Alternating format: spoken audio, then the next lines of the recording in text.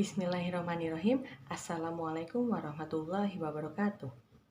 Alhamdulillahirabbil alamin wa bihi nasta'in wa ala umuri dunya waddin wassalatu wassalamu ala asyrofil anbiya'i wal mursalin wa ala alihi wa sahbihi ajmain. Amma ba'du. Baik, di sini saya akan memperkenalkan diri saya. Nama saya Siti Safira Al-Latifatu Zahra dengan NIM 19150123, mata kuliah studi fikih. Pada kesempatan kali ini saya akan menjelaskan salah satu bab dari materi studi fikih yang sudah dipelajari, yang berjudul sumber-sumber ilmu fikih. Apa sih yang disebut dengan sumber-sumber ilmu fikih? Yang dimaksud dengan sumber-sumber ilmu fikih ialah dalil-dalil syariah yang digunakan para mujtahid, dalil-dalil syariah yang digunakan para mujtahid dalam melakukan istinbat hukum. Lalu setelah mengetahui pengertian, pasti ada pentingnya mempelajari sumber ilmu fikih. Apa sih manfaatnya? Manfaat dari kita mempelajari sumber-sumber ilmu fikih ini ialah untuk menguatkan dalil ijtihad, lalu mengenalkan luasnya syariah Islam, lalu untuk menguatkan dalil, dan yang terakhir kebutuhan zaman dan luasnya penyebaran Islam. Lalu selain itu, apa aja sih sumber-sumber ilmu fikih yang disepakati? Jadi yang dimaksud dengan sumber-sumber ilmu fikih yang disepakati di sini adalah bahwa dari ulama, bahwa semua ulama dari beberapa madhab sepakat untuk menggunakan sumber ilmu fikih itu. Untuk menggunakan sumber ilmu fikih itu dalam melakukan istinbat. Jadi apa aja sih yang yang termasuk sumber ilmu fikih yang disepakati oleh beberapa ulama tadi? Di sini ada 4, yaitu ada Al-Quran, ada Sunnah, ada Ijma', dan ada Qiyas. Di sini Al-Quran. Al-Quran adalah kalamullah, kalam dari Allah atau firman Allah yang diturunkan kepada Nabi Muhammad SAW, yang tertulis atau yang dikumpulkan dalam satu mushaf dengan berbahasa Arab dan sampai di tangan kita dengan jalan yang mutawatir atau jalan yang berangsur-angsur. Dan Al-Quran di sini diawali dengan surat Al-Fatihah. Surat Al-Fatihah ini bisa disebut dengan Ummul Quran. Jadi dia adalah surat pembuka dari Al-Quran dan ditutup dengan surat An-Nas. Jadi Al-Quran ini diturunkan di kota Makkah yang terdiri dari 30 juz, 114 surat, dan 6.666 ayat. Dan di sini kenapa sih Al-Quran itu diturunkan secara mutawatir, atau kenapa sih Al-Quran itu diturunkan secara berangsur-angsur, kenapa nggak jadi satu gitu? Jadi Al-Quran ini diturunkan kepada Rasulullah SAW secara mutawatir, dan ini memberi keyakinan bahwa Al-Quran ini benar-benar datang dari Allah, melalui malaikat Jibril. Jadi Allah itu memerintahkan malaikat Jibril untuk menurunkan firman-Nya untuk disampaikan kepada Nabi Muhammad secara berangsur-angsur. Seperti itu. Lalu di sini ada fungsi dari Al-Quran. Fungsi dari Al-Quran di sini ada beberapa fungsi, yaitu pertama, petunjuk bagi manusia. Yang kedua, sumber pokok ajaran Islam. Yang ketiga, peringatan dan pembelajaran bagi manusia, dan yang keempat, sebagai mukjizat Nabi Muhammad.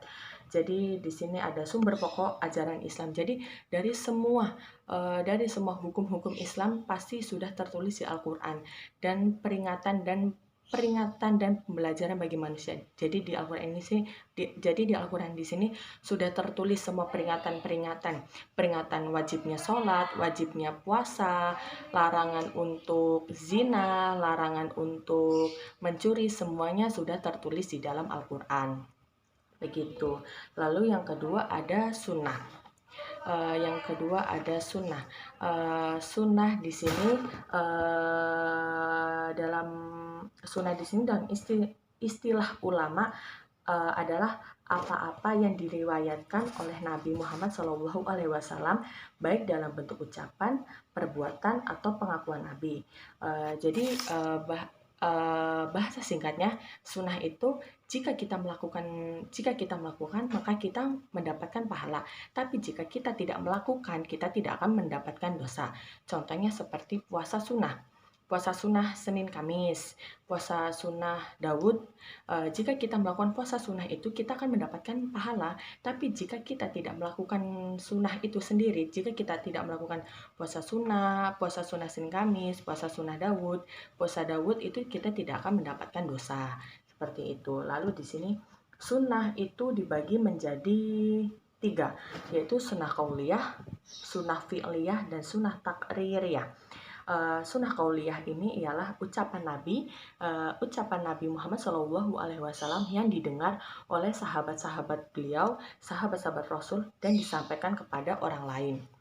Di sini mungkin agak mirip dengan firman dari Allah. Jadi firman dari Allah kan diucapkan oleh Nabi dan didengar oleh sahabat dan disebarluaskan kepada kita semua. Di sini contoh dari sunnah qauliyah ialah sunnah qauliyah yaitu ucapan Nabi. Contohnya seperti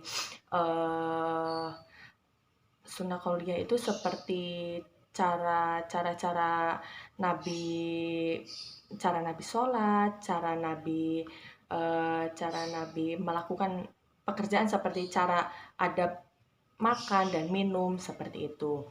Yang kedua ada sunnah fi'liyah, yaitu sunnah perbuatan Nabi. Sunnah fi'liyah yaitu perbuatan Nabi yang diketahui oleh sahabat-sahabat Nabi Muhammad SAW yang disampaikan kepada orang lain.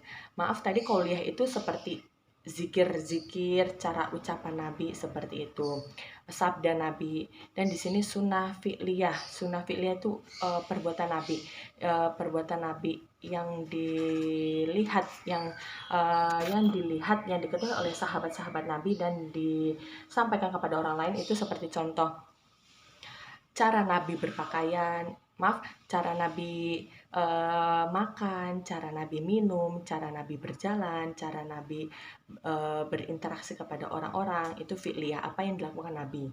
Dan yang ketiga ada sunnah takririyah. Sunnah yang tadi kan sunnah qauliyah, fi'liyah, dan takririyah. Yang sunnah takririyah ini yaitu perbuatan seorang sahabat Nabi atau ucapan yang dilakukan di hadapan dan sepengetahuan Nabi dan tidak ditanggapi atau dicegah oleh Nabi sendiri. Seperti itu contoh sunnah takririyah. Yang ketiga, yang tadi udah ada Al-Quran dan sunnah. Sekarang yang ijma.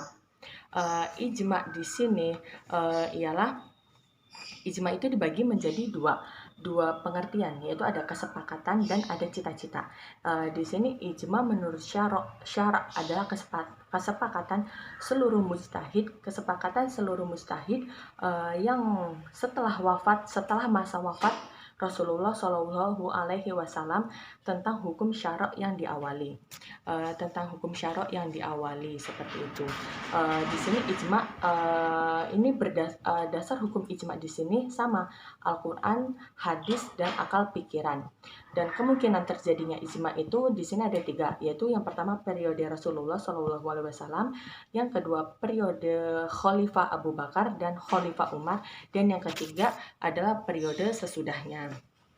Di sini lalu ijma ini terwujud apabila memenuhi beberapa unsur, yaitu terdapat beberapa orang mujtahid, lalu harus ada kesepakatan di antara orang mujtahid ini, di antara mereka atau ulama-ulama, dan kebulatan pendapat yang harus tampak nyata. Itu ijma. Dan yang terakhir adalah qiyas. Qiyas yaitu artinya mengukur. Menurut bahasa, qiyas adalah pengukuran sesuatu dengan yang lainnya. Pengukuran satu dengan yang lainnya atau menyamakan sesuatu dengan yang sejenisnya. Yang menyebabkan adanya kias adalah adanya kias adalah kesamaan antara al-maqdis dengan al-maqis alaih dalam satu perkara. Di sini kias ini dibagi menjadi 5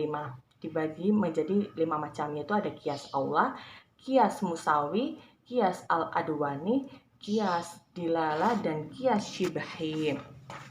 Lalu secara etimologi, kias di sini artinya pengukuran sesuatu dengan yang lainnya atau penyamaan sesuatu dengan yang lainnya tentang arti kias menurut terminologi. Dan di sini banyak terdapat definisi yang berbeda menurut sebagian ulama tentang apa itu arti kias. Mungkin cukup sekian penjelasan dari saya mengenai sumber-sumber ilmu fikih. Kurang lebihnya saya minta maaf. Syukron. Wassalamualaikum warahmatullahi wabarakatuh.